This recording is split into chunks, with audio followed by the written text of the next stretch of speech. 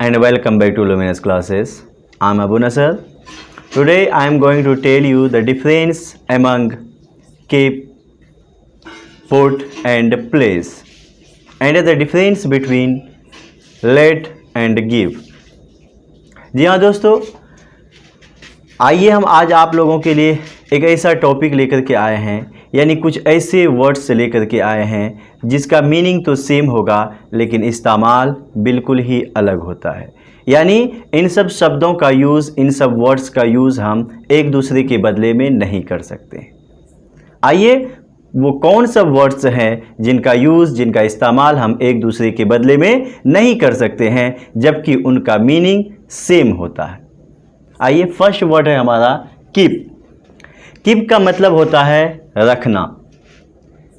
तो फिर पुट क्या है? पुट का मतलब भी होता है रखना, और एक वर्ड है हमारा प्लेस। प्लेस का मतलब भी होता है रखना। फिर तीनों के रखने में क्या फ़र्क है, क्या डिफरेंसेस है? कहता है जब किसी चीज़ को हम परमानेंटली रखते हैं यानी हमेशा के लिए रखते हैं, तब उस रखने के सेंस में कीप का यूज़ करते हैं। और for example, he keeps a cow, वह एक गाय रखता है। आई कीप अ सर्वेंट, मैं एक नौकर रखता हूँ। शी कीप्स अ नाइफ, वह चाकू रखती है। यानी किसी भी चीज़ जैसे चाकू रखना, गाय भैंस रखना, या कोई चीज़ ऐसा जो आप हमेशा रखते हो, परमानेंटली रखते हो, तो उसके लिए हम कीप का यूज़ करेंगे। यहाँ पर रखना के सेंस में क्या यूज़ होगा? कीप का यूज़ होगा। आइए नेक्स्ट है वर्ड हमारा पुट। पुट का मतलब भी होता है रखना। पुट मीन से भी रखना, लेकिन कहता है कि पुट कोई भी चीज़ को जब हम टेम्पररी तौर पे रखते हैं, यानी कुछ देर के लिए, कुछ पल के लिए, कुछ क्षण के लिए रखते हैं, तब ऐसे सेंस में हम पुट का यूज़ करते हैं। For example, he put the books on the table, या फिर ये कह सकते हैं I put the keys on the desk. यानी किताब को रखना या चाबी को रखना कुछ देर के लिए ना रखते हैं हम। जब कुछ देर के लिए किसी चीज़ को रखते हैं तो फिर वहाँ पर हम पुट का यूज़ करते हैं। क्लियर? आइए इसी तरह का नेक्स्ट वर्ड है हमारा प्लेस। प्लेस का मतलब भी होता है रखना, और पुट और प्लेस सेम सेंस में यूज़ होता है। मतलब दोनों कुछ ही पल के लिए रखने में, यानी टेम्पररी जब रखना होता है कोई चीज़ तो हम वहाँ पुट और प्लेस का यूज़ करते हैं। लेकिन फिर पुट और प्लेस में भी डिफरेंसेस है। कैसा differences?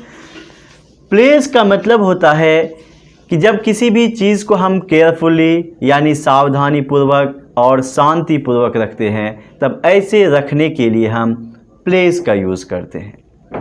For example, he placed the glass of water on the table।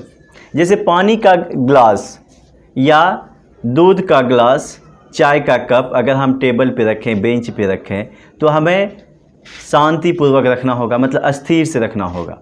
वहीं पे अगर हम किताब रखते हैं या कोई और सामान, कपड़ा रख देते हैं, तो हम जैसे होगा वैसे रख देते हैं। तो जैसे मन हुआ वैसे रखने के लिए हम पुट का यूज़ करते हैं, लेकिन किसी भी चीज़ को अगर सावधानीपूर्वक या शांतिपूर्वक रखते हैं तो उसके लिए हम प्लेस का यूज़ करते हैं। लेकिन दोनों कम समय के लिए रखना, हमेशा के लिए रखने के लिए यूज़ नहीं होता है। ठीक है? आइए इसी तरह का, यानी मीनिंग सेम और यूज़ अलग, इसी तरह का वर्ड है हमारा लेट और गिव। कहता है दोनों, लेट मीन से भी देना और गिव मीन से भी देना। लेकिन गिव मीन से देना उस सेंस में यूज़ होता है, कहता है जब कोई वस्तु किसी को हम देते हैं तब यहाँ देने के लिए गिव का यूज़ करते हैं। For example, he gave me some books, वह मुझे कुछ किताबें दिया। तो यहाँ किताब देना, अब एक वस्तु है तो यहाँ देने के सेंस में गिव का यूज़ हो। I will give you money, मैं आपको पैसे दूंगा। तो यह पैसा देना, पैसा क्या हुआ? थिंग हो गया। तो पैसा देना की अंग्रेजी गिव, गिव मनी। आइए अगला वर्ड है लेट।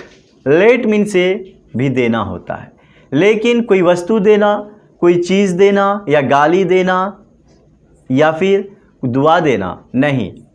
जब किसी काम को हम करने देते हैं तब उस सेंस में हम लेट का यूज़ करते हैं, यानी किसी काम को करने देना मीन्स से लेट।